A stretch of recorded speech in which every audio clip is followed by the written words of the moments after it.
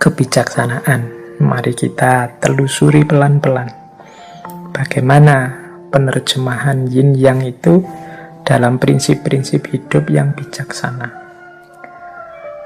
Kelompok pertama, yang pertama adalah ada prinsip seperti ini: dalam kebenaran ada setitik kesalahan, dan dalam kesalahan ada setitik kebenaran. Ini yang saya jelaskan tadi di gambar kolom yang putih yang ada titik hitam, di kolom yang hitam ada titik putih. Kebenaran-kebenaran yang kita yakini, wong kita itu manusia, pastinya juga tidak sempurna.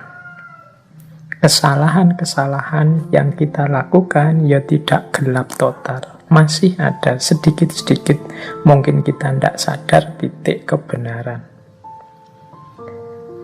Teman-teman mungkin masih ingat cerita, misalnya begini untuk menerjemahkan prinsip ini. Masih ingat cerita tentang seorang, kalau bahasanya, perempuan nakal, perempuan yang pekerjaannya tunasusila, yang masuk surga hanya karena memberi minum seekor anjing yang kehausan. Itu kalau secara normatif pakai hukum moral sosial agama, perempuan ini kan perempuan dalam tanda petik ya, dalam wilayah yang hitam. Tapi ternyata dalam kehitaman hidupnya masih ada satu titik putih yang kecil, yaitu kasih sayangnya terhadap seekor anjing yang kehausan. Ternyata hanya dari satu titik putih yang kecil ini justru Allah ridho dan berkenan terhadap dirinya sehingga dia masuk surga karena itu. Berarti hitam tadi yang sangat luas terhapus oleh titik putih yang kecil. Jadi cerita wanita tunasusila yang masuk surga karena memberi minum seekor anjing yang kehausan. Sebaliknya juga begitu. Mungkin teman-teman pernah juga mendengar tentang kisah, ya meskipun kita sebut saja ini fiktif, kisah tentang seorang kiai yang masuk neraka hanya gara-gara selilit. Nah, ini kisah selilit. Selilit itu mungkin bagi yang tidak Jawa ya, selilit itu tusuk gigi. Kayu yang sangat kecil yang kita pakai untuk nyongkel sisa makanan dari gigi kita. Nih, cerita selilit sang kiai ini kan, ya kiai ini mestinya orang putih. Tapi ada ternyata satu titik hitam dalam sejarah hidupnya yang ternyata malah mengundang ketidakridhoan Allah. Jadi kiai ini suatu ketika pulang dari rumah tetangganya, mungkin pulang dari kenduri di rumah tetangganya, terus ya karena mungkin sudah sepuh, giginya sudah banyak lubangnya sehingga banyak sisa makanan yang harus diambil, selilitan. Sambil pulang dia secara tidak sadar jadi nyuwil mematahkan sedikit kayu dari pagernya rumahnya tetangganya. Ya mungkin ada pagar yang kayunya sudah meluwek-meluwek, itu dia cuil sedikit kayunya untuk tusuk gigi. Itu kan sangat kecil, mungkin tetangganya juga peduli amat sama itu. Tapi ternyata ketidakpeduliannya terhadap miliknya orang lain, meskipun itu hanya secuil kecil, mengundang tidak ridhonya Allah. Jadi beliau yang putih ini gara-gara titik hitam yang kecil akhirnya tidak selamat di akhirat. Tapi dia perempuan yang melakukan aneka warna dosa sehingga hidupnya hitam hanya karena titik kecil putih. Ketika memberi minum seekor anjing yang kehausan, mengundang ridhonya Allah dan keselamatannya di akhirat. Maka ada prinsip dalam kebenaran. Kadang ada setitik kesalahan yang menghancurkan. Kalau tidak hati-hati dalam kesalahan, jangan putus asa, pasti masih ada titik-titik kebenaran. Itu prinsip pertama. Baik, melanjutkan prinsip yin yang dan wu wei tadi. Yang kedua, kebaikan yang berlebih akan berbuah keburukan. Ini kalau teman-teman memperhatikan, hari ini kan banyak wacana-wacana untuk kita hidup secara moderat, seimbang.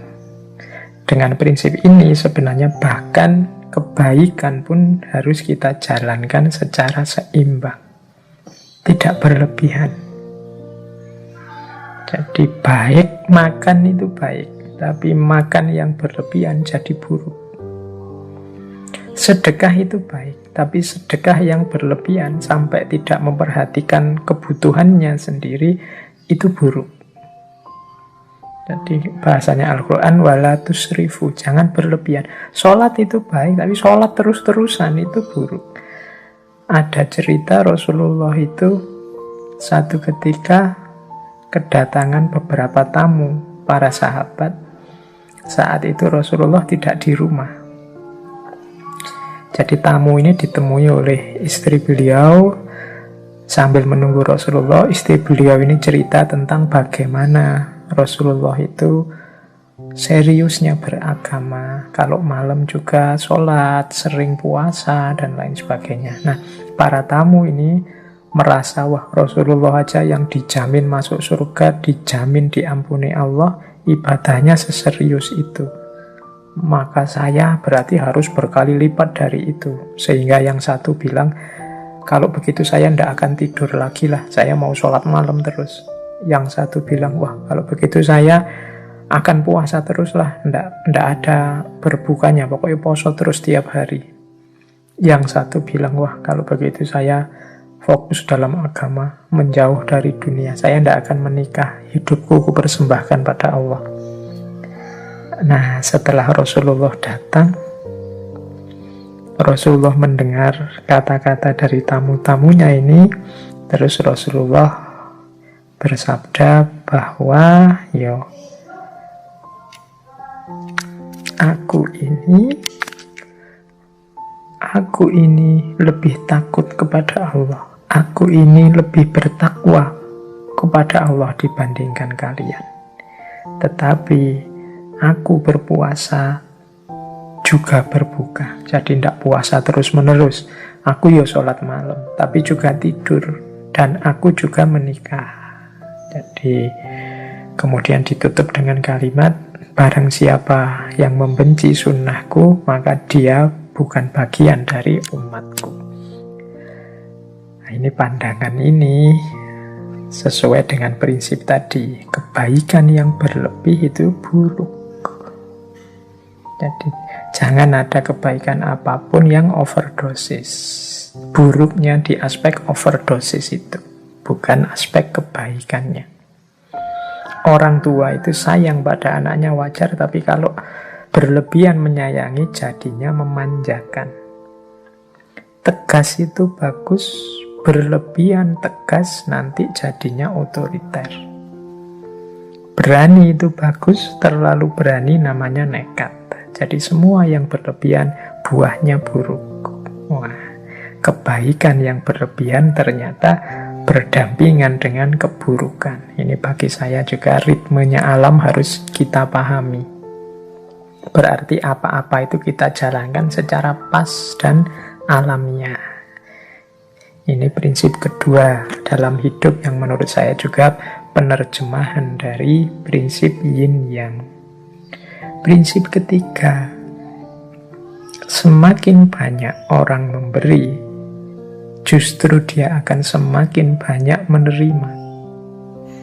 Kalau ini ya ilustrasinya mudahnya, mungkin teman-teman sering mendengarkan para ustadz, para kiai yang menceramahkan tentang justru orang-orang dermawan yang sering berbagi, bersedekah itu biasanya malah terus rezekinya tambah lancar, hidupnya tambah makmur. Dari mana? Kesediaannya berbagi. Ya logikanya sederhana.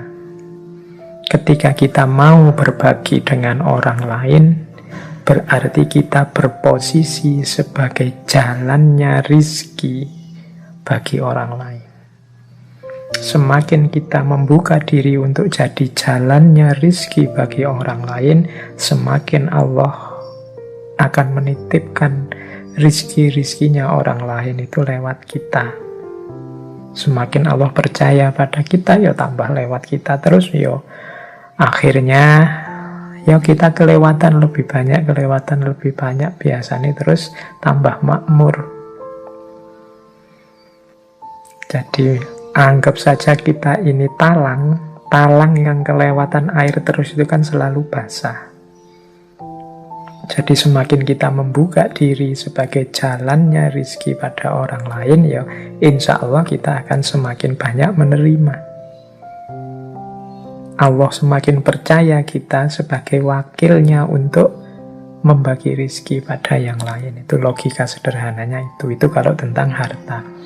Kalau tentang ilmu, ya mudahnya kita contoh ngaji ini ya. Saya di beberapa kesempatan menyampaikan, mungkin teman-teman merasa mendengarkan ngaji ini dapat wawasan-wawasan baru.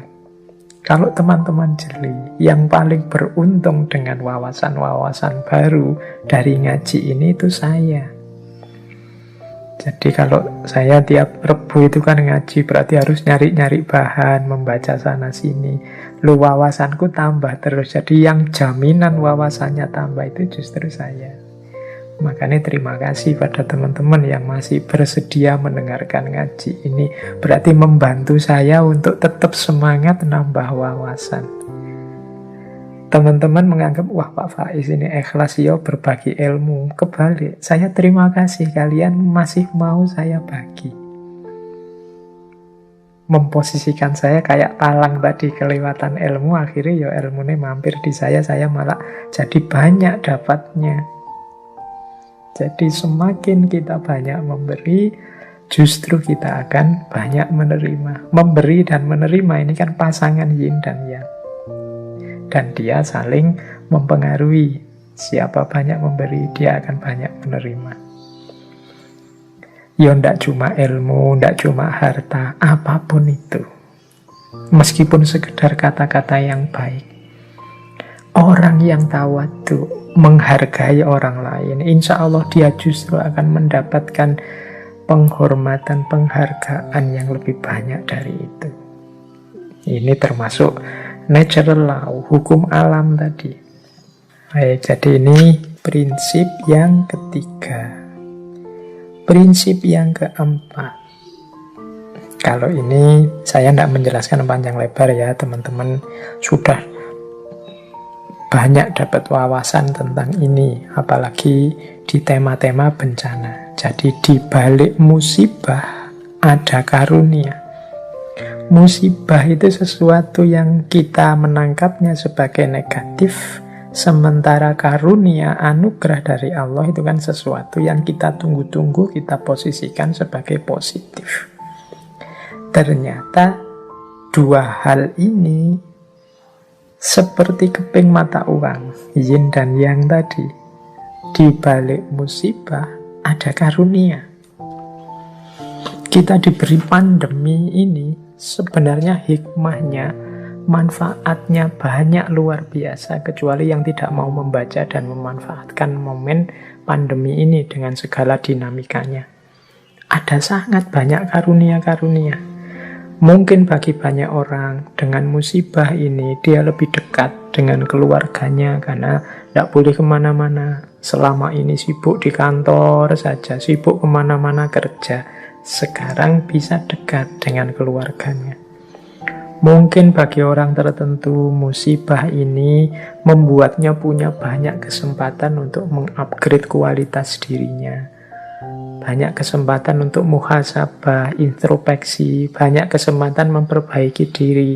Yang kemarin hanya niat-niat saja untuk semakin dekat dengan Allah, banyak ngaji, banyak sholat, sekarang banyak waktunya. Kemarin banyak alasannya, sekarang alasannya sudah hilang, dibantu oleh corona. Banyak musibah yang membuahkan karunia. Dua hal yang seperti bertentangan ternyata hadirnya juga bersamaan. Ya wis, teman-teman sendiri yang bisa membaca ya, hikmah-hikmah apa dari musibah dan karunia. Mungkin kita pernah ngalami drop dalam hidup, tapi justru drop itu jadi titik balik kita bisa bangkit lagi secara luar biasa. Teman-teman bolehlah membaca kisah-kisah para CEO besar, kisah-kisah orang besar. Itu pasti ada momen-momen beliau jatuh sejatuh-jatuhnya, tapi justru momen itu jadi awal kebangkitan setinggi-tingginya. Jadi di balik musibah ada karunia-karunia. Mungkin ada teman-teman yang kuliahnya sampai drop out,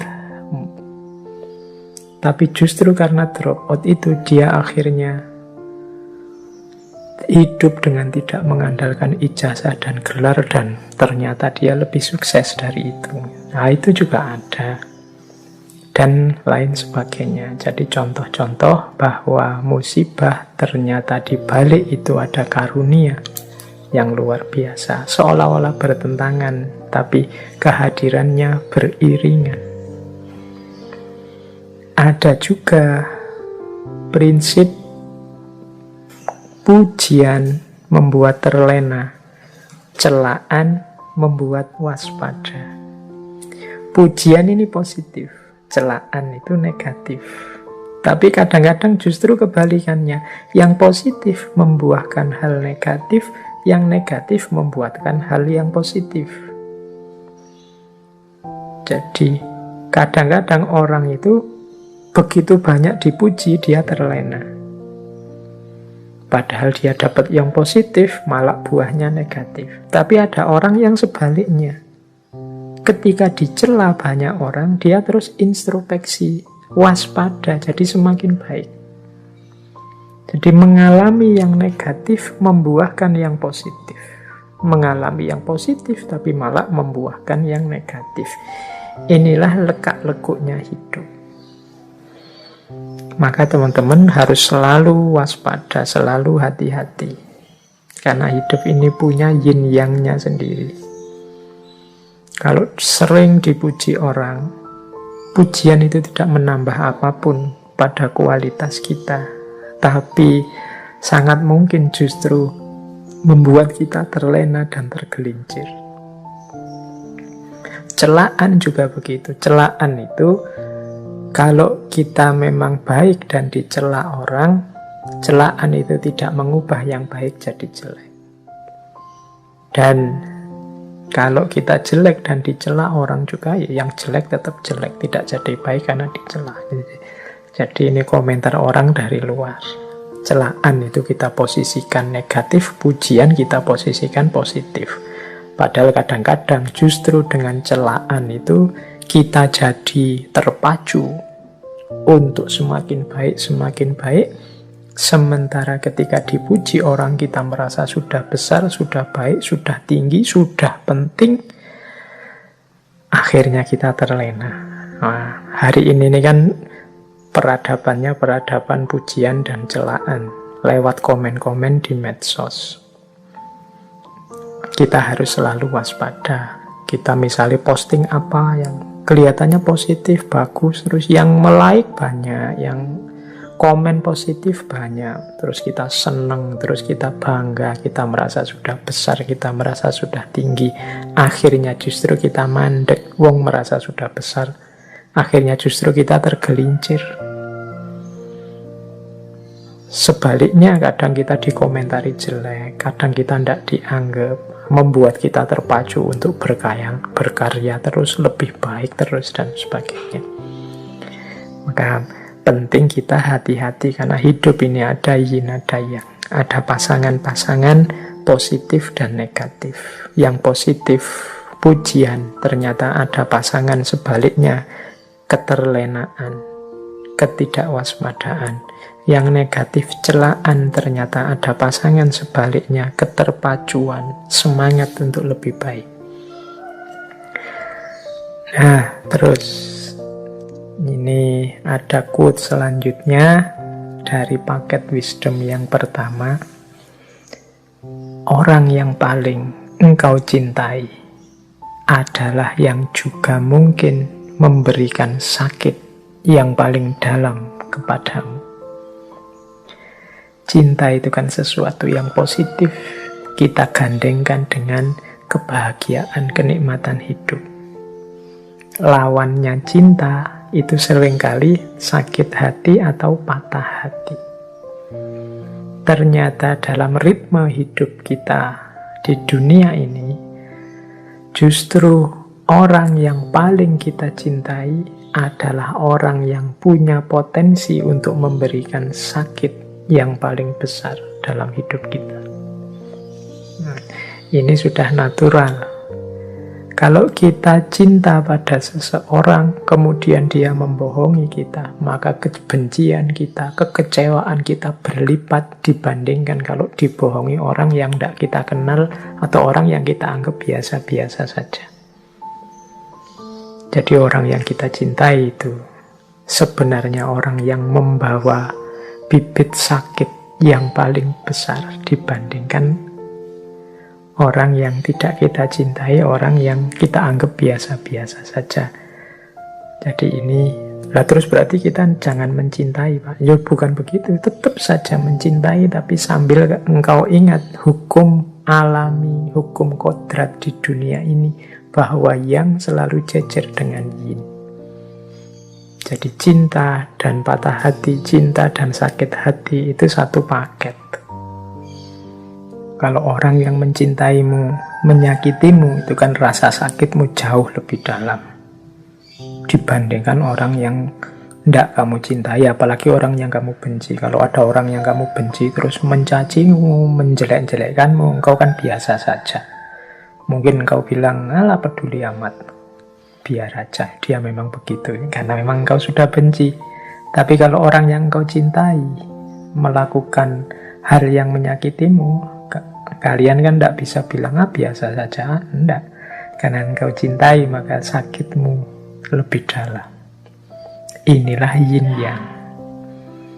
Makanya tadi, siap-siaplah menghadapi yin dan yang, pasangan-pasangan dalam hidup. Kalau kita ngerti rumusnya, mungkin sakitnya tidak sedalam itu. Oh iya sih, mengapa ya kok rasa sakitnya sedalam ini? Nah, jawabannya berarti mungkin karena memang aku benar-benar mencintainya. Cintaku memang sudah sangat dalam. Harusnya kalau teman-teman ingin ngukur sejauh mana cintanya seseorang padamu, itu ya bisa dilihat dari sejauh mana dia sakit, dia kecewa, dia patah kalau sudah tidak sama kamu lagi. Karena logika yin yang-nya itu, orang yang paling engkau cintai adalah juga orang yang mungkin memberikan rasa sakit yang paling sakit dalam dirimu.